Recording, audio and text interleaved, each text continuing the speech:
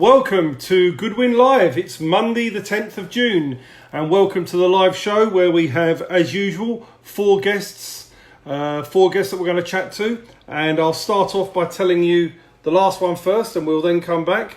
Just to let you know that after this week we will just be doing it on Monday evenings. There's football next Wednesday. I'm sure we'll all be wanting to watch a bit of football as it comes out, so Goodwin Live will just be around Monday night, 7 o'clock. We've got some great guests for you next Monday. And we'll cover that as we go through. But to say, next Monday at 7 o'clock, this will be the last Wednesday. Just to tell you who we're going to be interviewing next Monday. Billy Rumble, trainer down in Kent. He's going to be online. He's going to be chatting to us about all the prospects he's got. So look forward to speaking with Billy. Mickey Amoo, hopefully he'll be able to get his Instagram working. He had a bit of a technical issue his end. He couldn't get on Monday, but he will be here next Monday. The manager of former world champion Richard Comey. Undefeated Bradley Spencer, super middleweight down from Hammersmith. He'll be on. And Jake Spring, an undefeated young prospect from Kent, who I've got great hopes for. He'll be on with us as well. But tonight, a lot to look forward to. 7:30, Glenn Banks, manager, trainer, promoter from up in the Yorkshire area. Glenn Banks will be joining us at 7:20.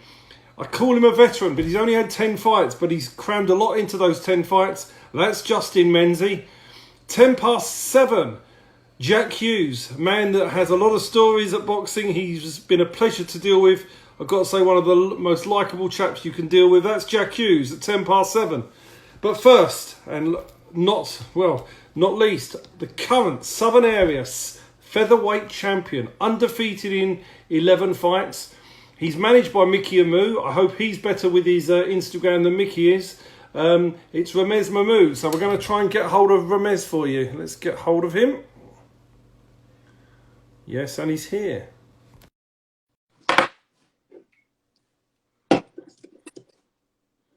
RAMEZ, how are you? Yeah, not bad. How are you? Oh, very good, thanks. Can you speak up a bit or get closer to the speaker? That's it. Yeah, so you're not teaching at the moment? Well, I'm doing a bit of online stuff from home, but no, I'm not teaching at the moment. I think from next week, I might be going in a couple of days to do some face-to-face work with the year 10s and year 12s, but nothing full-time yet. So it's going to be September really back for that, isn't it? I guess. Pretty much, yeah, September. Yeah, so what are you missing most, teaching or the boxing? Definitely the boxing, without a doubt. 100%, without a doubt. Do you feel like your career was just on the verge of a big fight? I'm not saying you won't get a big fight in the summertime, but did you feel that was where you were sitting at that point before it all got dragged away? Yeah, at the time, I would say I was a little bit gutted, but because I managed to get out on your last show prior to all the shows getting cancelled, I was quite fortunate with that regard. We've just announced, we just got a fight over the line as it happened. Yeah, I know about it. Yeah, I know about it. Yeah. I can mention it now as it happened. So, Chris Bork on BT Sport, I'll be boxing him in July, August, just waiting for a date. But we've got that over the line. So, I think there was a lot of opportunity for small hall fighters. Obviously, they would need to take the right fight, but it's the right fight for me. I mean, yes, he's a former GB boy, Chris Bork. Yes. I remember speaking to Mickey about it, and he's very talented. But you lose nothing by having a go. And the bottom line is you've got everything to gain and nothing to lose taking that fight. Exactly that. And you didn't know when the big fight was gonna come. I feel like at that weight as well, it's more my weight. And obviously, it's a hard fight, as you said. Former GB boy, I've known of Chris for years from the amateur days. Yeah, it'll be a good fight for TV. So yeah, looking forward to it. Yeah, so that's great. So you're gonna, and it's your first big TV fight. And again, when you get to 11-0 and you've won the Southern Area, you can't keep fighting at that same level. I mean, you've got to test yourself and see how far you can go, don't you? I mean, I understand why you take that fight. So exactly that. I mean, we had the Jack Budge fight, which was a great fight for me, and then as you know, you was helping Mickey look for other opportunities with eliminators, and for one reason or another, they just didn't come off. So me and Mickey evaluated the situation with the Chris Bork fight, and we jumped on him. Yeah, because I mean, whatever happens in that fight, hopefully you win it. but whatever happens, the position that you were in and the fights you could have had, they're still there. So if you lose a close fight, it just enhances your reputation. But you've got to go in there positive, and it's a great opportunity for you, and it's your first TV opportunity, isn't it? 100%. And I don't expect no favors. I've got to go in there and I've got to go and do a job. I'm not going to expect any favors, but this is where I can show my style, my crowd pleasing style to the TV network. Yeah, nice, brilliant. So are you in full camp then, sort of now? Yeah, pretty much now. I'm back in full training. Obviously we haven't started sparring yet, but other than that, everything else we're doing, and yeah, feeling good. Funny enough, with the whole lockdown pandemic and being off work, I've used that time just to continue ticking over. So I haven't really let myself get out of shape. Yeah, so it's brilliant. So obviously you've turned pro just over 3 years ago, haven't you? Yeah, just over 3 years ago. So tell me your highlight and your low light so far of being a professional boxer. My highlight has to be the Jack Budge one, the Jack Budge fight, which was in your September show. That was really my first title against another former GB boy as well. Mm-hmm. It's hard to say a low one at the moment. Maybe one of my pro bouts getting scrapped. It would be my second fight in December 2016, just with the opponents pulling out on fight week. That was probably my low point. Yeah, I mean, you've had the whole experience, and you've had to go through all the ticket selling and everything else that everybody does. But for Mickey says, you never moan. You understand the business, how it works. You get on with it. You've never. I mean, I know when you've been on the shows we've been involved, you've never been a problem. You've always been a pleasure. And I hope it's your time now to make that big move. And that's really what you've got to look forward to. So, tell us about your training setup. Yeah, well, I'm trained by Mickey's son, Mickey Jr., and we got a new coaching called Coach AB, who's helping us out in camp as well. I train alongside Ryan Walker and Jordan Dujon as well, and they've been pushing me hard in training. So we've got a nice small camp there, but we do go to work. And whereabouts do you train? Where is your gym? We train at the Essex Fight Academy in Loughton, so I live about 10-15 minutes from there. So it's quite easy for me to get to. It's quite accessible for me. Yeah, will your students be watching you on television? Yeah, they probably will, to be honest. I mean, I don't even have to tell them that I box, to be honest. And then they just find me on Google or go on YouTube, and there I am. So you can't avoid it now. Yeah, no, it's great, isn't it? And I mean, I suppose the only funny thing is you're going to get paid for this fight. You haven't even got to sell a ticket. It's amazing. Yeah, exactly that. Yeah, you got a purse there, no ticket deal. So yeah, that's a big positive for it. Yeah, so you've done a lot of research on Chris Bourke, have you? Yeah, I've known of him anyway prior to the phone call coming through. I've known him from the amateur days for years and years, really. So I know a fair bit about him. Yeah, and what do you think are his strengths and weaknesses? I don't want to say too much about him because obviously we've got a plan going in. But I think he's a good puncher for the weight. Obviously, being a southpaw makes him quite awkward as well. He's not your typical southpaw either, where he moves around the ring. He's there and tries to hold his feet a bit more as well. He's like a southpaw pressure fighter.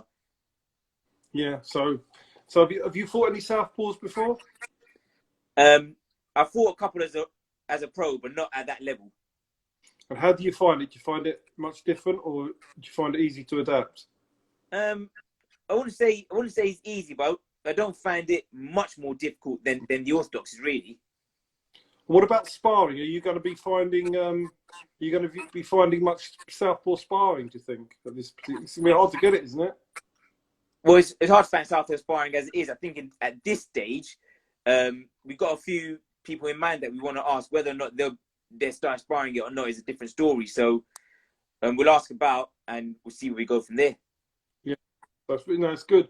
Well, I mean, listen, I wish you all the best in that big fight for you, RAMEZ. You know that we'll all be rooting for you here, and I'm sure you'll give a really good account of yourself. And and again, it's always hard when you're the away boy, but the thing is, these sort of fights are winnable. He's not unbeatable, and you've shown all the tenacity, grit, and skill that could put you in with a big shout here. So thanks a lot for coming on today, and all the very best in that big fight for you.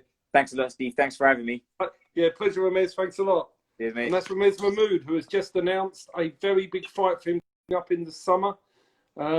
welcome to Lorone Richards, who I've seen has checked in. So I'll give it. We all know Lorone. He's really probably potential world champion. So great that he comes and supports boxing and watches other boxers on here. Well, we're moving on from RAMEZ to a young man who I think has retired. He has retired, pending unless he decides to come back. Jack Hughes. He had a very entertaining career. He used to come with pink hair and whatever else it was. He was always different, but a real pleasure to deal with. And I want to see what he's getting up to now. So let's get hold of Jack Hughes.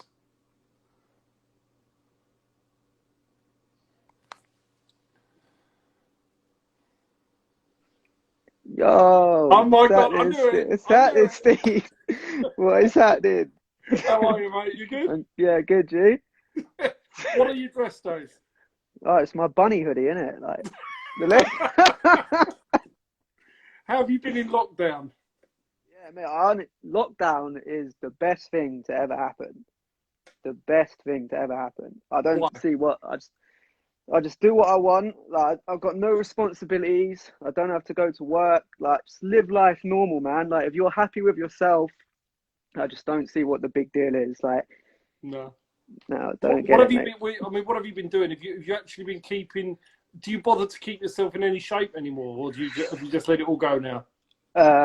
Kind of let it go a little bit. Like, I go for the odd run now and then, but yeah, I've kind of just let it go. Do you? We'll talk about boxing in your career in a minute. Do you miss it? I miss certain aspects of it, but as a whole, not really, no. You feel you've let go and are happy to have let go now. Yeah, definitely. Like, there was a time, like, when I could feel it was coming to the end for me. Like, there was times where I was like, I don't know how I'm gonna like let go of it because it was just such a big part of my life.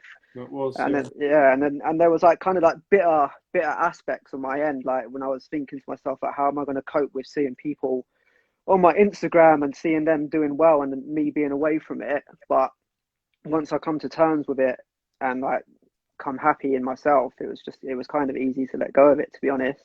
Because I mean, I thought to a certain extent, I thought that from where you came from and where you started to where you got to and were achieving, I thought you had done magnificently. I mean, Mm. from losing on your debut, getting your revenge, winning a challenge belt, losing a very, very close fight for the Southern Area title that could have gone your way. When you consider where you came from before you turned pro, I mean, it was an amazing journey. Very short, but it was an amazing journey.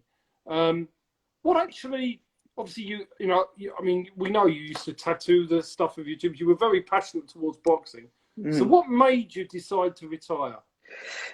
It was like it was the whole thing that really happened with State of Mind. Without going too much into it, I just felt very like, I was training on my own all the time. I didn't have no help.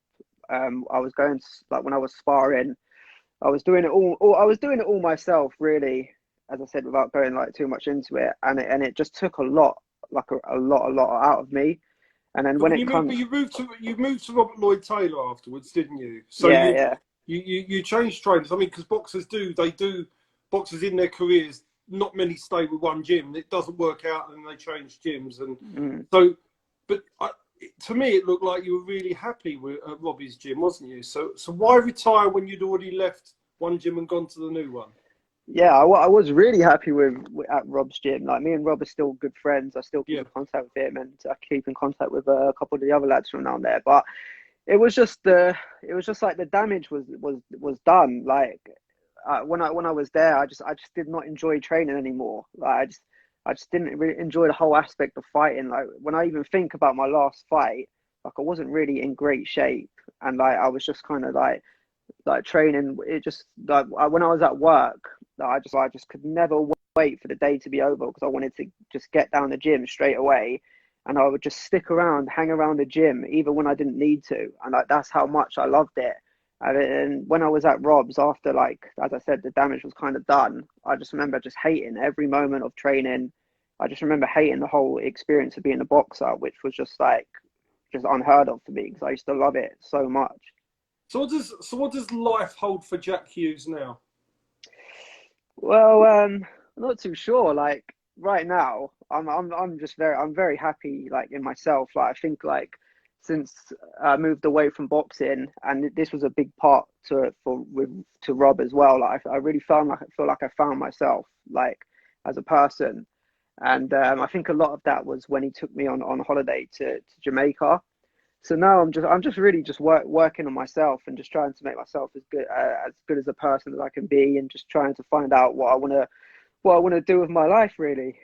What are you doing? What are you working as, or what were you working as before this all shuts down? Well, I'm just still doing the lifeguarding, which was Yeah, I was doing that with the boxing. yeah. It just fit around my boxing basically. But now that I'm done, like, I just kind of probably want to move away from that. But it's just finding what I want to do next with my life now. And do you think you'll go back into boxing in any other capacity, or do you think you're done with it, even in total with everything?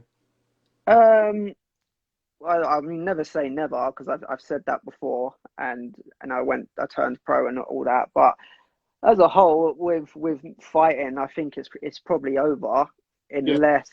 unless Prince Brady wants to step up So and what's take your the beef? challenge. What's your beef with him? You have to ask him what his beef with me is. I have no idea. He just hates me for some reason. I just have no idea. And like he and when I say he messages me once a week telling me that he wants to beat me up, he messages me constantly telling me that he wants to beat me up. And I put it on the plate for him. I said, like, yeah, do you still promote him, Steve? I'm still his manager. Yeah. Yeah, yeah. He hasn't fought for a long time though. So Yeah. So I put it to him. I laid down the challenge, and obviously did not hear nothing. He didn't even say yes. Like out of all the times that he said he wants to fight me, he's never said, like, every time I've said I'll come out of retirement, I'll do this, I'll do that. He's never said yes and accepted it. He just kind of dances around the question. so So I mean, would you really come out of retirement to fight him? yeah, because I just dislike him so much, and he's the only one that I would do that for, just to shut him up, because I just don't like him that much. I really just don't like him. So you that would motivate you, would it? Yeah, that's the only fight. So if you want to see me back, Steve, that's the man you've got. That's the man you got to talk to get me back. Oh, God, so who do you keep in contact with apart from Bobby from the boxing world, or do you not keep in contact with any friends from it? No, there's still a couple people. Like, obviously, a lot of people from New Kings I still keep in contact with. Oddly enough, me and Barry still speak from time to time. And then there's just a couple like Sam Cox are still like we Oh, drop you each like other a Sam, yeah. message. Yeah. There's loads of people like Jack Newham, like Yeah. loads of people The good that guys. from time to time. The good Yeah, guys. the good guys. Yeah, the good Yeah. guys from boxing. Yeah. Oh, that is good. So never say never. Then we may see you back if the Prince wants to come and have a piece of Mr. Hughes. Then so we'll have Yeah, to see exactly. which fellow. Listen, Jack, it's been really good catching up with you again after all You this too, time. Steve. Always, So mate. you Always. know where I am if you need anything, and You I too, mate. hope to Thank you see very you doing much. good things, my friend. Thank you, Steve. See you later, mate. You take care. See Peace. you later. And that's Jack Hughes, a great character of boxing. He just retired, in my opinion, far too early. He was making such good progressions. I think Jack Hughes could have, I think he'd have won a Southern Area title. I think he would have fought for an English title. And I do think it was a talent that's wasted, but you can't, obviously if you lose the passion for a sport, you lose the passion for a sport. I'd love to see him come back, but you never say never. It may well happen. But he's so talented, and what he's achieved. I know what he did on his debut to what he was achieving at the end, and it was massive. Now a young man who has achieved so much in 10 fights, and he wears his heart on his sleeve, and we'll have a little chat with him now. His name's Justin Menzie, and when we discuss in a minute what he did during 10 fights, I think you'll all be very amazed. So let's find the genie. Let's find the genie. Here he is. Let's get hold of Justin. How are you, my friend? How you going, Steve? I'm good, mate. I'm good. Do you know something? I was going through your resume today, right? And I remember you doing things, and I know your career, but when I actually sit and look at it, we got to look at this. You had 10 fights, right? 3 of them were 10 rounders. during the 10 fights, you fought a former Commonwealth champion in Bradley Price. You fought a WBO European challenger in Mason Cartwright. You won a challenge belt in literally only 10 fights, and you've still got a positive record at the end of it. Yeah, it's not bad going, is it? It's not. I'm happy with that. I'm very happy with that. And the day you won the challenge belt I remember the emotion on your face when you won that, and that was like lovely to see, because it was as if that day you actually won something, and it made you feel so good, didn't it, that day? Oh, it was amazing. Amazing, like best achievement, so far. Yeah. So it was an awesome day, and one that I'll remember forever, And I mean, I got the belt framed up on the wall. So yeah, constant reminder. And it's something your kids will always see, won't they? Your kids will always see that. So my dad, he was a champion. Yeah, something to look back on. So it's amazing, amazing. But I'd like to think I can do a lot better. But I was going to say, but it's not over yet, is it? No, it's not over yet. It's not over yet. I still got the love for this sport. And I do believe in myself. I do believe I can accomplish more than a British Challenge belt. So yeah, it's not over at all. Because if we look at your last 5 fights, or last 7 fights, I'm going to go through them one by one. Bradley Price, you gave him some trouble and you got caught. Mason Cartwright, you had a technical draw with. You had a very, very close fight with Diego over 10 rounds, didn't you, in a Southern Area Eliminator. You then beat Robert Asagba for the challenge belt. You then pushed Curtis Felix hard in that. It was a real brutal fight at Tottenham.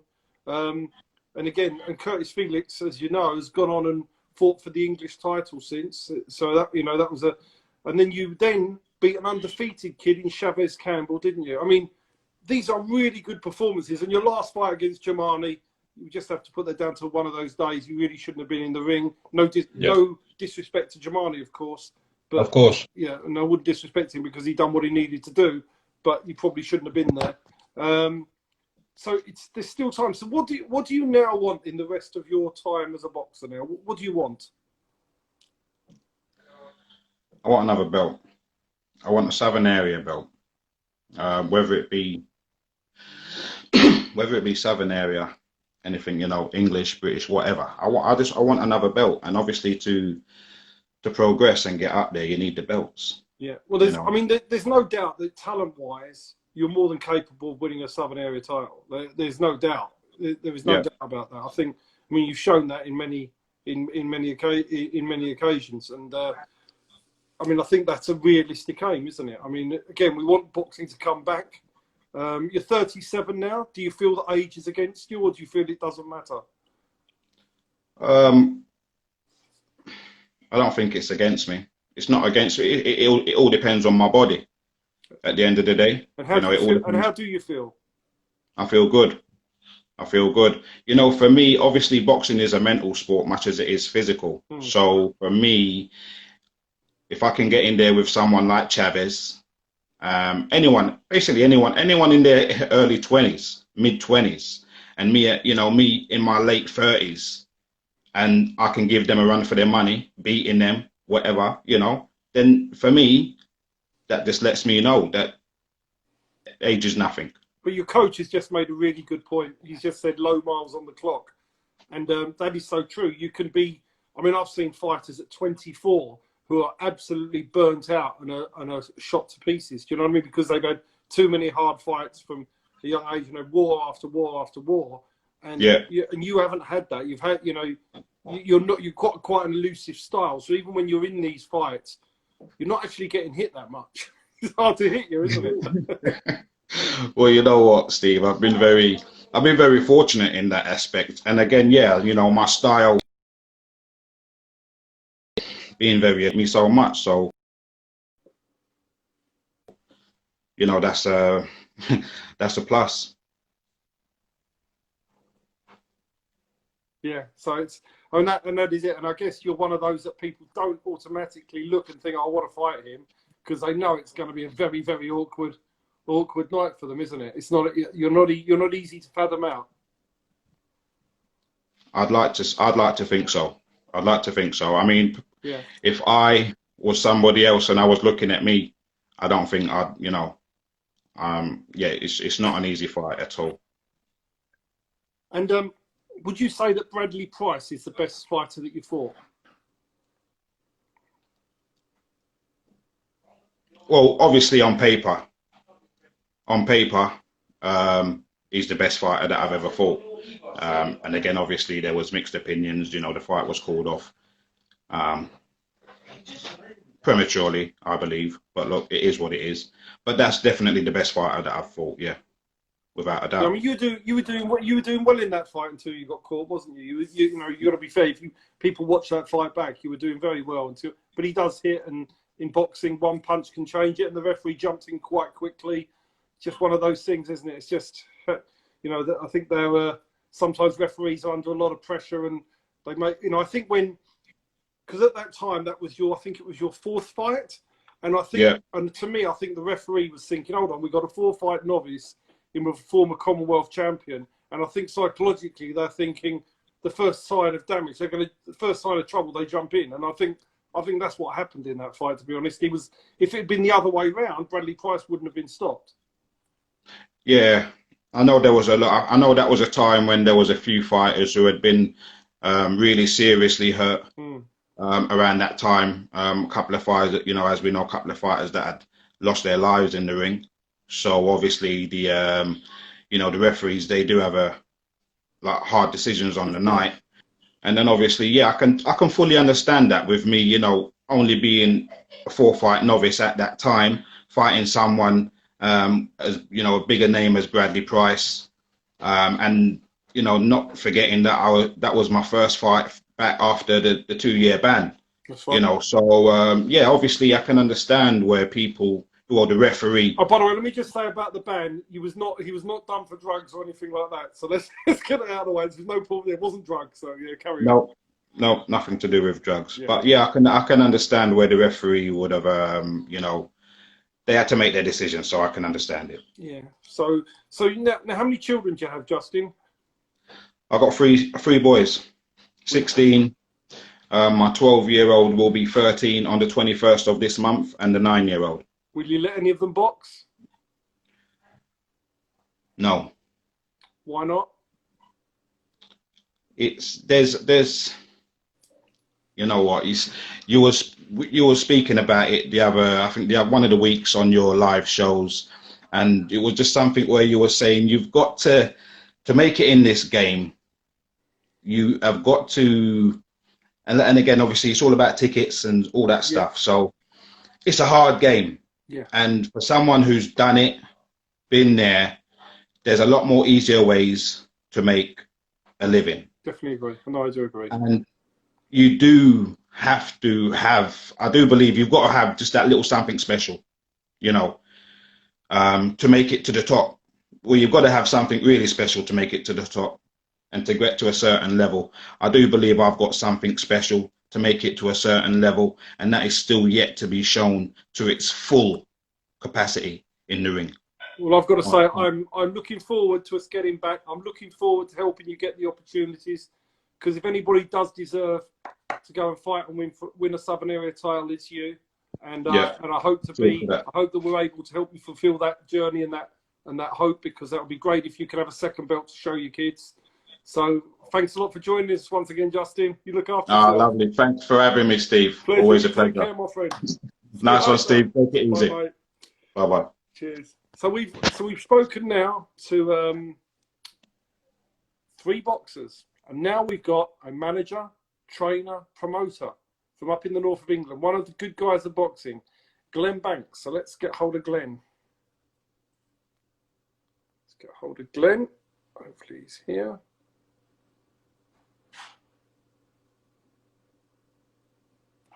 Here we go.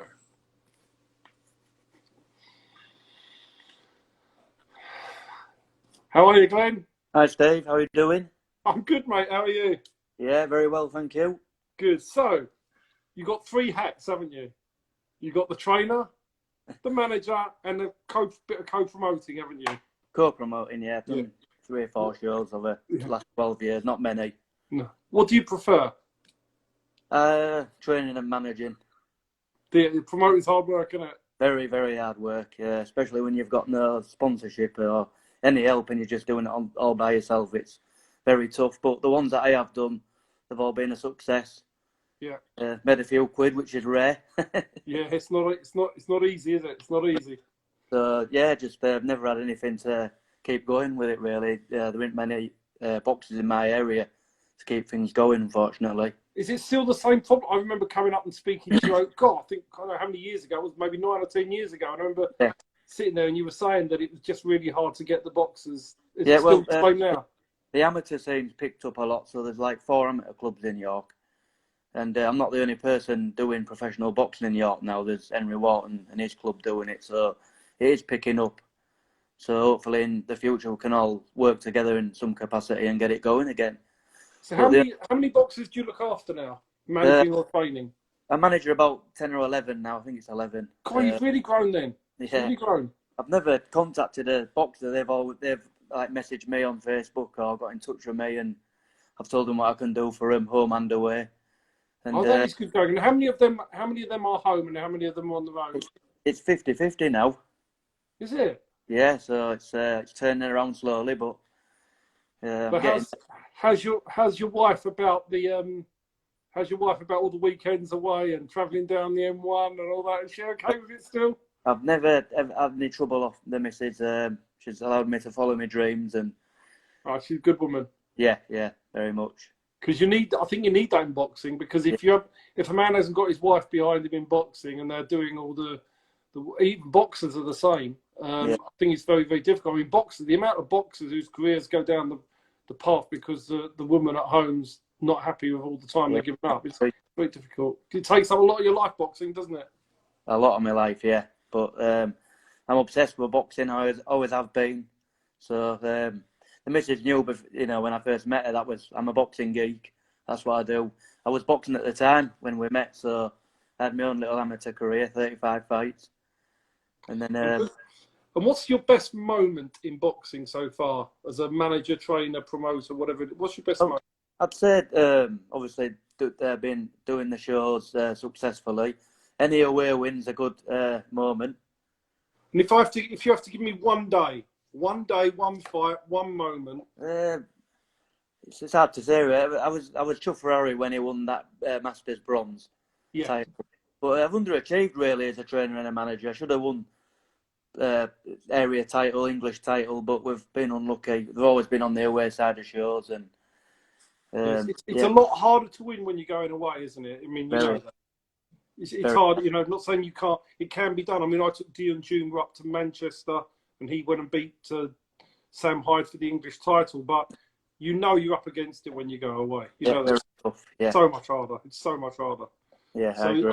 So if you can, let's say, if you can build the shows up locally to you and give them the opportunity as a home fighter, that's when you'll be able to hopefully get more champions. And turn it around a little bit. Yeah. I agree. So what do you want? So what do you want out of boxing going forward? What do you want out? What do you want?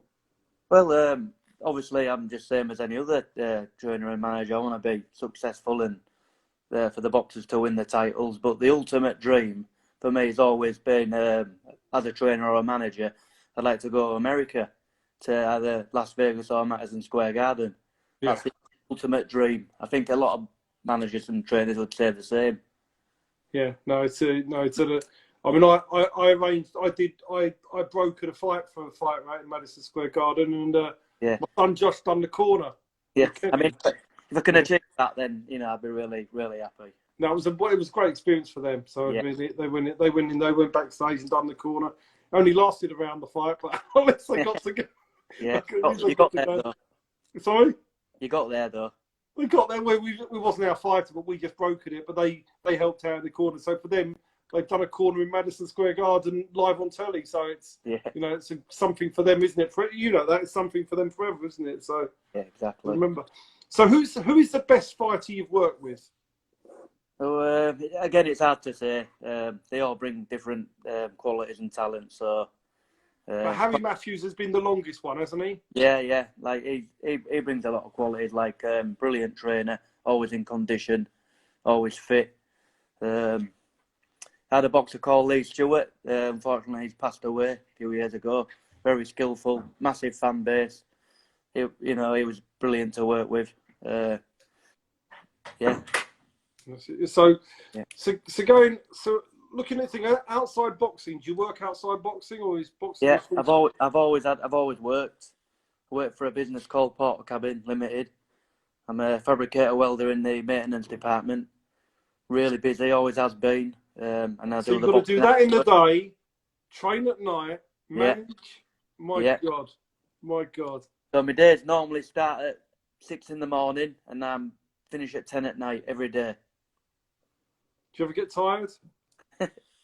Yeah, sometimes, but that's just me. Wouldn't have it any other way. Yeah. So is Luke Fash still? Is he still on the go? Or is he packed up? Yeah, Luke Fash still going. Yeah. Still going. Yeah, love him to bits. Great lad. He is, isn't he? It's great. He could win more if he wanted to. So I'm always trying to get him to win a few more. But he is what he is. Yeah, I mean, like as we often say this with journeymen, if they go out and win too many, the phone stops ringing, doesn't it? Yeah, I think with Luke, he always pushes them. They all know they've been in an hard fight with him. The amount of people that's gone on to fight for the Commonwealth title next, or the English title, or the British title, and he's just lost by 2 points or a point. No, he's a really good test for an up and coming kid. He's brilliant. brilliant. You just applied yourself a bit more. You could have got that win or a draw, or I'm hopeful that he'll pull off a few more wins, and I think he'll get to the 100 fights definitely. Yeah, is that what he wants to do? Yeah. Well, I think we'll get there. All right, it's great. Well, Glenn, it's been really great talking to you, my friend. Thanks for having me. Yeah, it's a pleasure, and I wish you all the best going forward with York Boxing, and I hope to see you staging some big shows up there with some real top fighters and winning many titles. Yeah, I'm sure it'll happen. All right, my friend, you look after yourself. Thanks very much, and yourself. Take care, Glenn. Cheers. Bye. And that was Glenn Banks, one of the unsung heroes of boxing. And don't forget, next Monday, next time we'll be back, 7 o'clock. 7 o'clock in the evening, and we've got Jake Spring, Bradley Spencer, 2 undefeated prospects. We've got Mickey Amu, the manager of Richard Comey, and Billy Rumble, really decent quality trainer down in Kent. So we're going to all those 4 to interview on Monday. Make sure you join us, but it's Monday only from now on. We won't be doing Wednesdays anymore. Hopefully we've got some football to watch, but join us next Monday.